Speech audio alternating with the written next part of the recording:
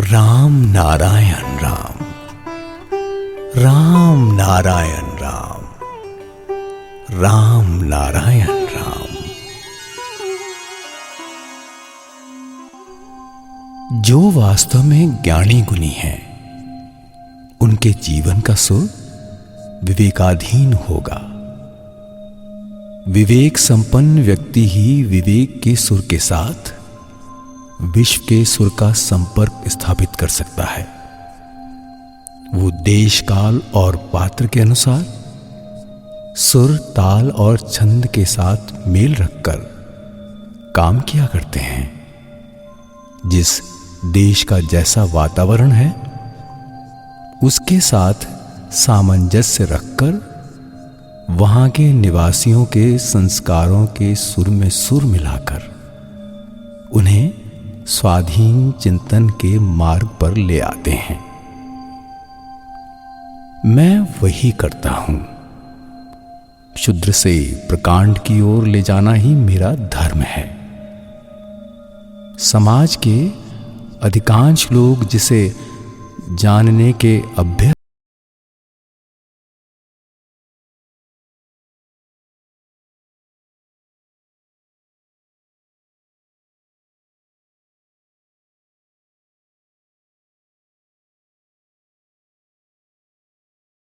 अनंत सुर साधना का एक सुर सप्तक है, जिसका अर्थ विशाल है और भाव व्यापक है।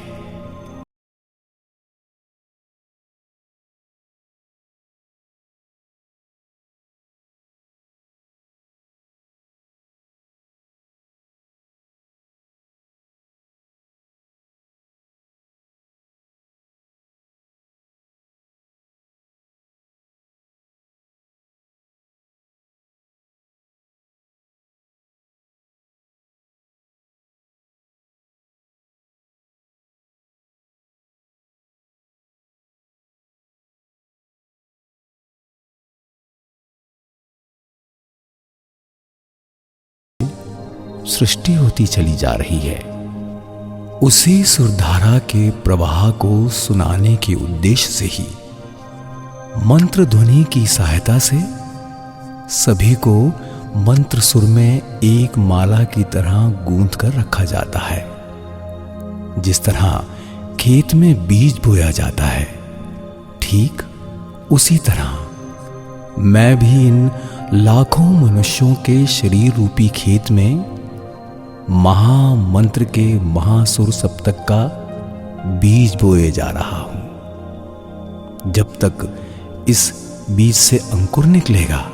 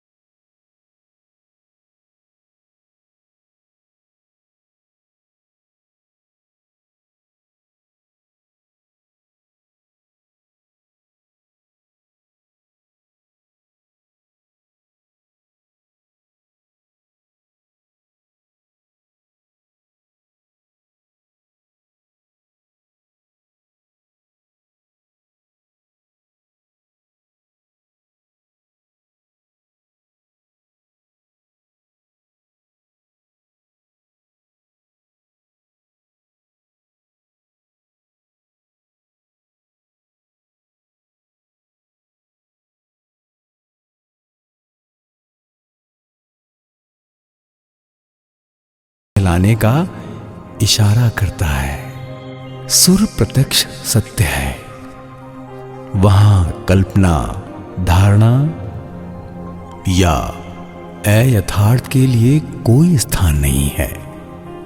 सुर की जितनी साधना करोगे उतना ही सच झूठ, असली नकली का रूप तुम्हारे सामने उद्घाटित होगा।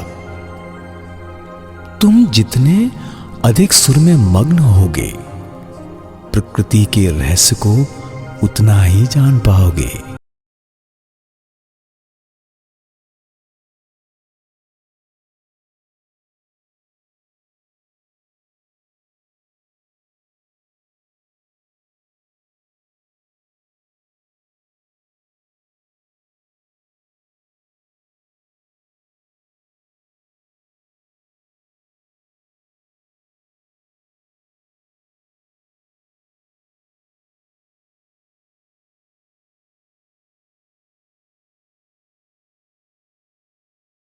के इसमें होने के कारण ही तो ये सृष्टि सभी की है। अतः बेकार की हताशा, निराशा, नसीब और कर्म फल की बात सोचकर समय को नष्ट ना करो। अपने को सुर की साधना में निमग्न कर लो।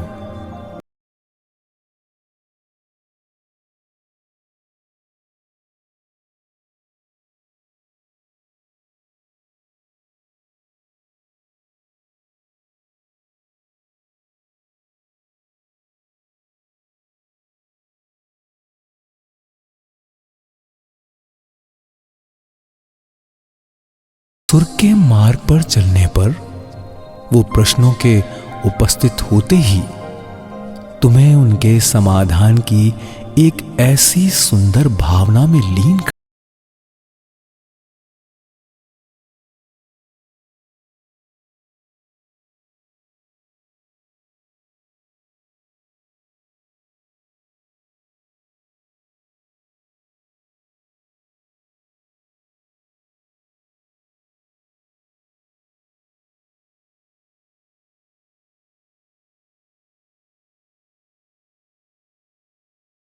इसीलिए प्रकृति के सुर को जानते सीखते हुए हर जीव का सुर का यात्री बनकर बढ़ते जाना संभव हो जाता है। अधिकांश लोग ही आज सुर से भटककर बेसुर के मार्ग पर चल रहे हैं। मैंने इस विश्व से जो सुर पाया है उसे मैं अपने बचपन से ही सब में बांटता चला आ रहा हूं। उस सुर में छंद, मात्रा और लय है, पर कोई देवी देवता नहीं है। मैं इस विश्व का वो अनंत सुर बजाता हूं जिस सुर से इसका निर्माण हुआ है। उस सुर की धारा में ही मेरी धारा है। सुर की धारा में सभी को ले जाना ही मेरा काम है। मैं मंत्र की ध्वनि से ही स्वर ध्वनि में ले जाता हूं।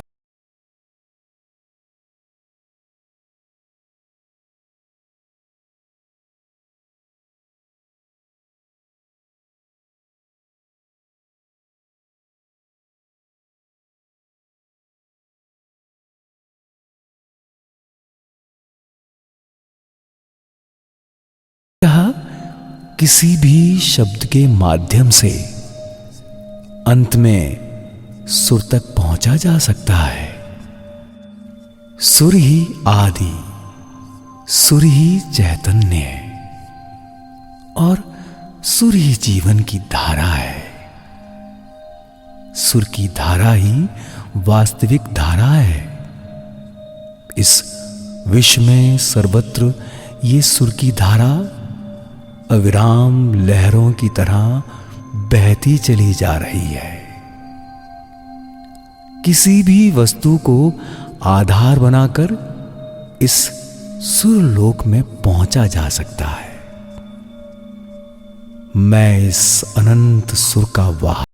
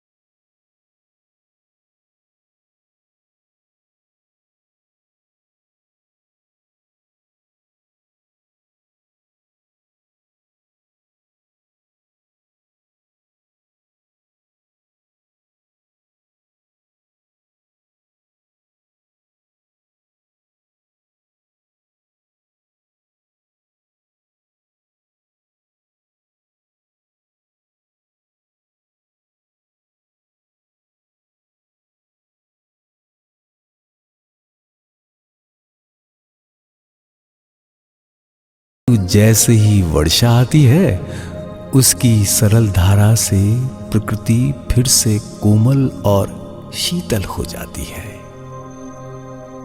प्रकृति श्यामल शोभा से शोभित सुसज्जित हो जाती है।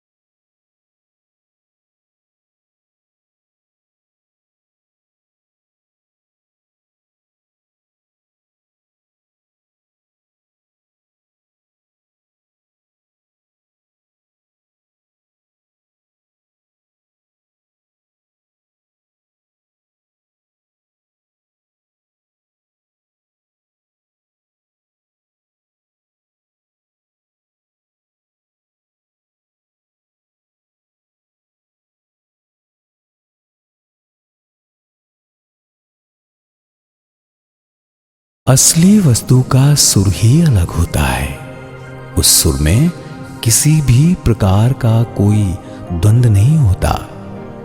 वो अंदर जाकर आवाज देता है। जिसकी जिह्वा पर मीठा शहद रखोगे, उसी को उसका स्वाद मिलेगा। ये मिठास नवजात शिशु भी समझेगा और एक मृतप्राय वृद्ध भी समझेगा। मिठास के बारे में जब भी कोई द्वंद्व या संदेह आएगा, तब समझना होगा कि शहद में मिलावट है। सुर के मामले में भी यही नियम है। सत्य दृष्टा महान सत्य का सुर, प्रकृति का यथार्थ सुर लेकर ही जन्म ग्रहण करता है। जन्म के साथ ही साथ उनके अंदर सुरों का विकास होता है। अंदर का सुर खिल उठता है। उसी सुर में उनका परिचय है।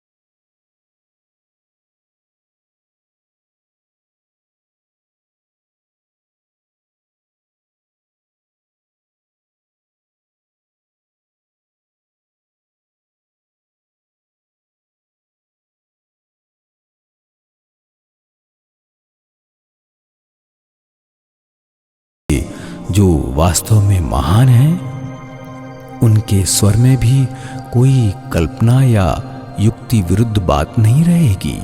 सृष्टि की धारा जिस तरह से एक के बाद एक कार्य कारण सूत्रों से सजी हुई है, ठीक उसी प्रकार उनकी वाणी सुसज्जित तर्कपूर्ण धारा में फुहारों की तरह लगातार निकलेगी। वहां विश्ववाणी का सुर झनकृत होगा। वो जन्म के साथ ही साधना का सुर ले आते हैं। उसी सुर को साध कर वो सभी को सुर में आकर्षित कर लेते हैं। उनका सुर अनंत है, जो कभी भी थमता नहीं, कभी भी बेसुरा नहीं बसता। अपने उसी सुर की लहरों के खिंचाव में वो सभी को महाकाश के उस अनंत सुर सागर में खींच ले जाते हैं। मैं भी वही करता हूं। सब मिलकर बोलेंगे राम नारायण राम, राम नारायण राम, राम नारायण राम। राम नारायण राम नारायण राम नारायण राम भजले। राम नारायण राम नारायण राम नारायण राम भजले। राम नारायण राम नारायण राम नारायण राम।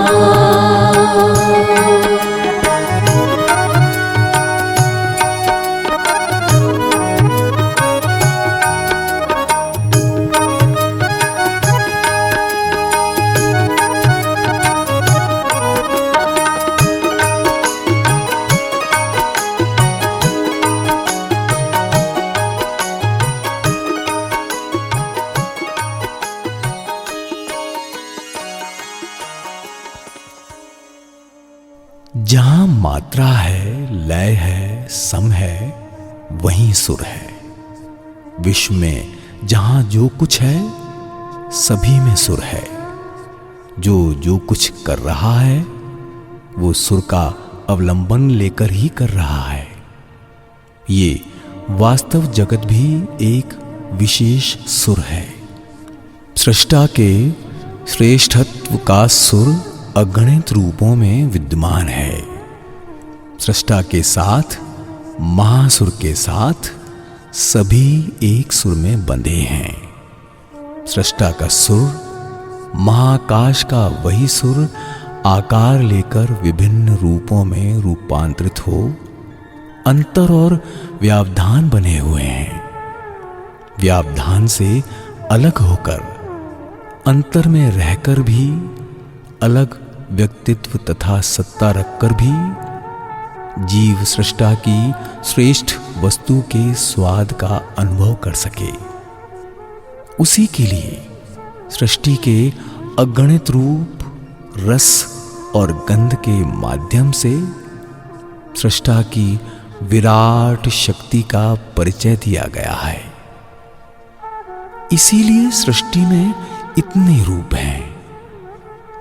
हमारा उद्देश्य है उस सुर का अभ्यास करना, जिस सुर से हर वस्तु की रचना हुई, जिस सुर के माध्यम से हम विराट के उस विराट मार्ग की ओर, महाकाश के उस महासुर की ओर बढ़ सकें।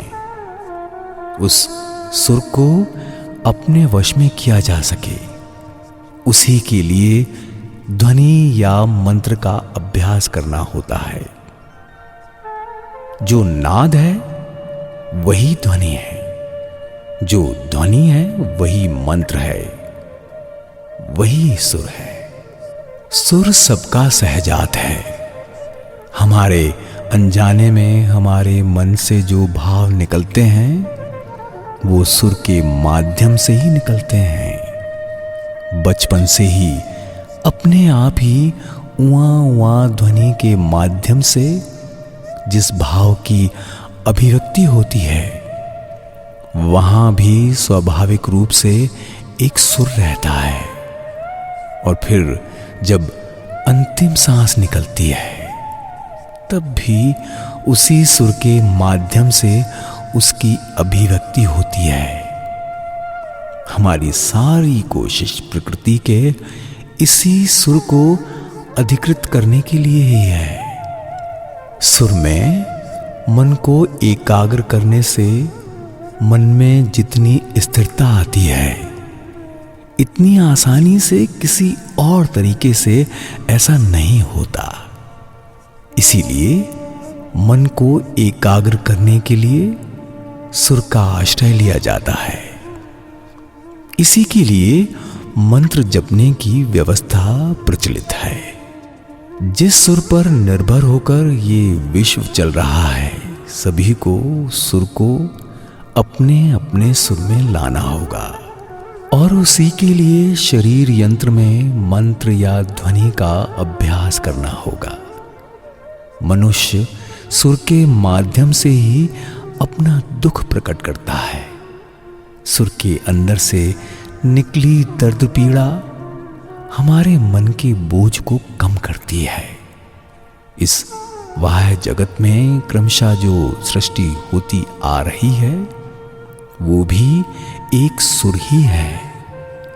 ये सुर अनादिकाल से विश्व में सर्वत्र इसी तरह अपनी ही गति में चला आ रहा है।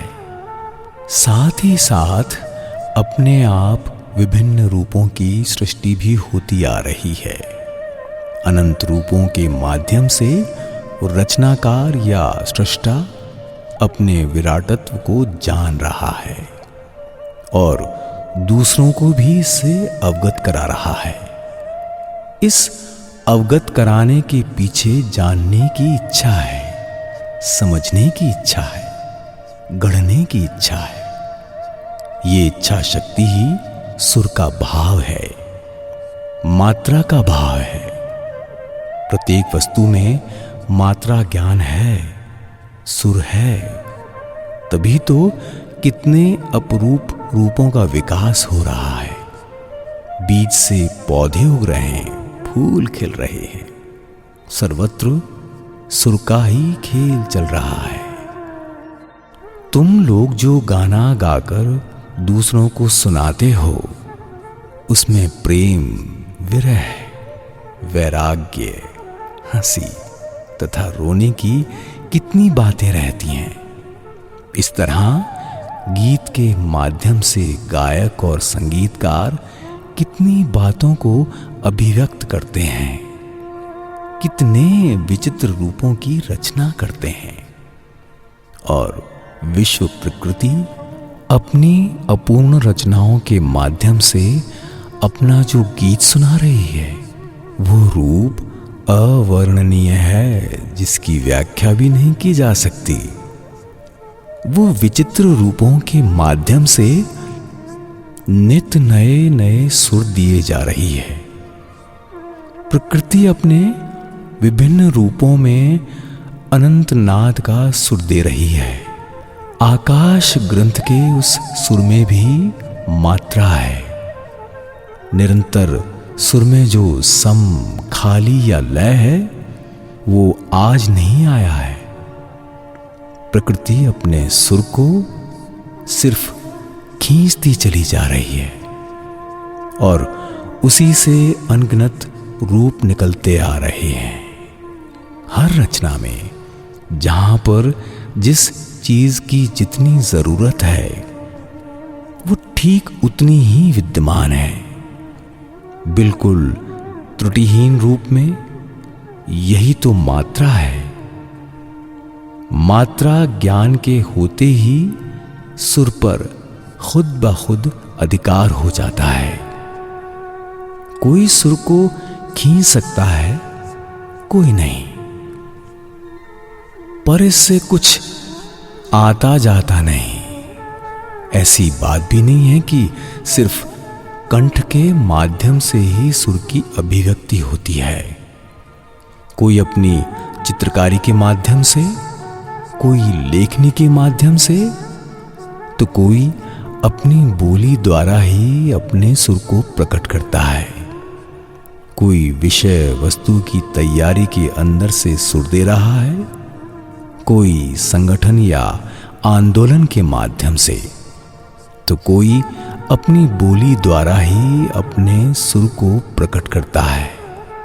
कोई विषय वस्तु की तैयारी के अंदर से सुर दे रहा है, कोई संगठन या आंदोलन के माध्यम से सुर दे रहा है, कोई मंत्र बजाकर, तो कोई रसोई के द्वारा सुर दे रहा है। कोई ऐसा भी है जो कुछ भी ना कर चुपचाप बैठे बैठे अपने आप में मग्न रहकर नीरवता के बीच सुर दिए जा रहा है। इसी तरह से सृष्टि के नियमों के कितने प्रकार की भाव भंगिमाओं के द्वारा कितने प्रकार से सुर प्रकाशित हो रहा है, ये सोचने पर आश्चर्य होता है। ये आसमान बिल्कुल खाली है, पर उस खालीपन के बीच ही रचनाकार ने अपने श्रेष्ठत्व का सुर अगणित ग्रह नक्षत्रों तथा जीव जगत के माध्यम से अंकित कर दिया है। इस शून्यता के माध्यम से ही वो अपने समस्त सुरों की धारा, उनके ताल और मात्रा से सबको अवगत किए जा रहा है। हर पल वो अपने सुरों के माध्यम से, अपूर्व सृष्टि के माध्यम से हमें बता रहा है कि हमारा क्या कर्तव्य है। सभी को अपने अपने स्वाभाविक सुर के माध्यम से अपनी समझबूझ द्वारा अपने शरीर रूपी यंत्र को बजा बजाकर विश्व सृष्टा के उस मूल सुर को अपने वश में करना होगा। वही साधना है। उसी सुर में जाने के लिए, उस सुर को अपने में लेने के लिए ही तो मंत्र स्मरण है और मनन की व्यवस्था है।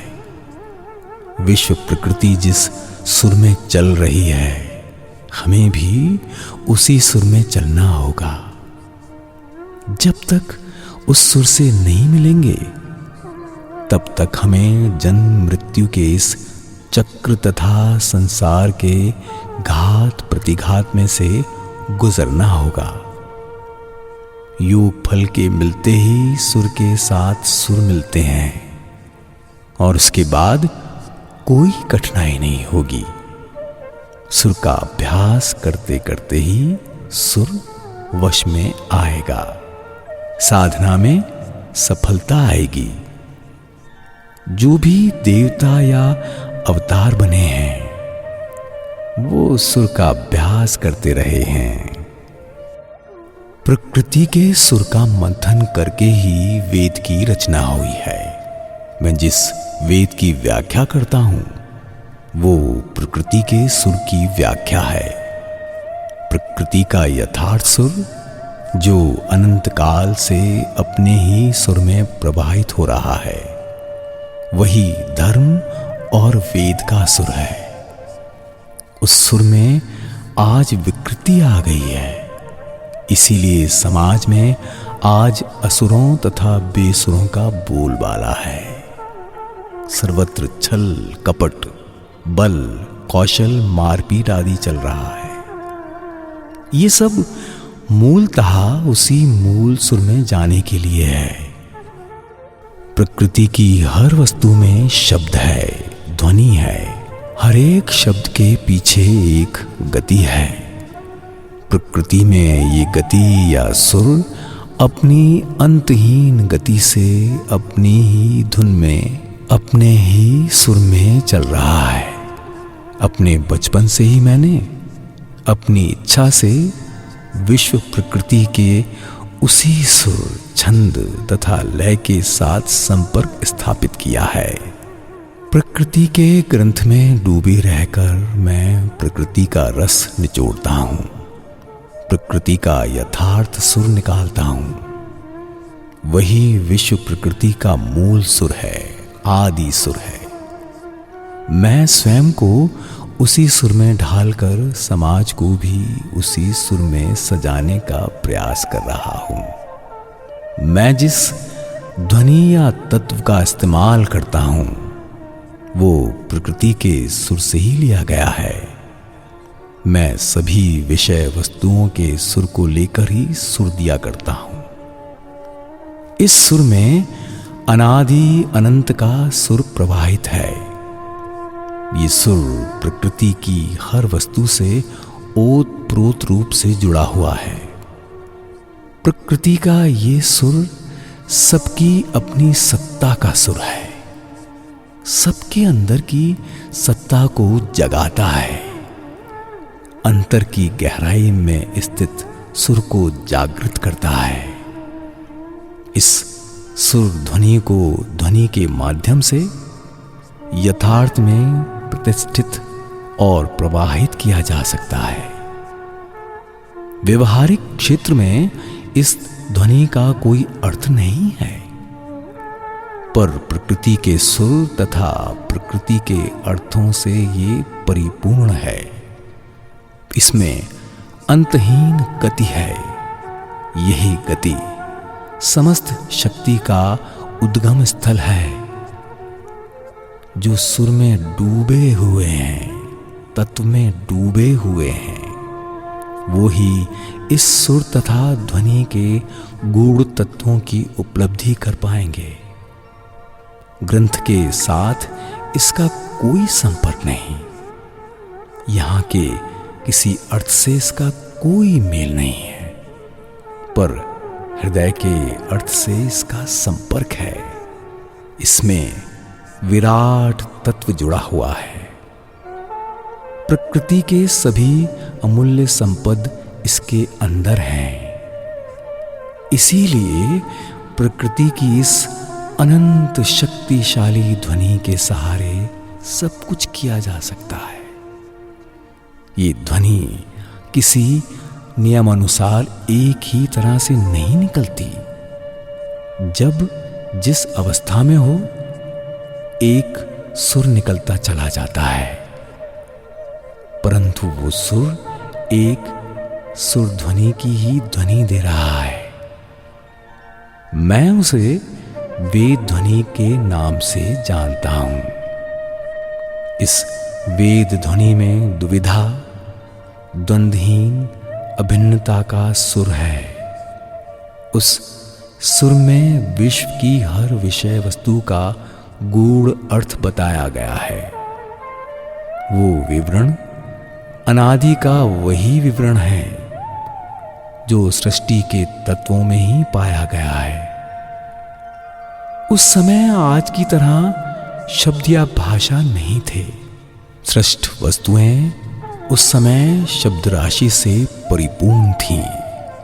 उन्हीं के माध्यम से सब कुछ प्रकाशित होता था। इन सभी सृष्ट वस्तुओं से ही आती है भाषा। प्रत्येक भाषा की उत्पत्ति महाकाश से तथा महाकाश द्वारा सृष्ट वस्तुओं से हुई है। सब मिलकर बोलेंगे राम नारायण राम, राम नारायण राम, राम नारायण राम। राम नारायण, राम नारायण, राम नारायण राम भजले। राम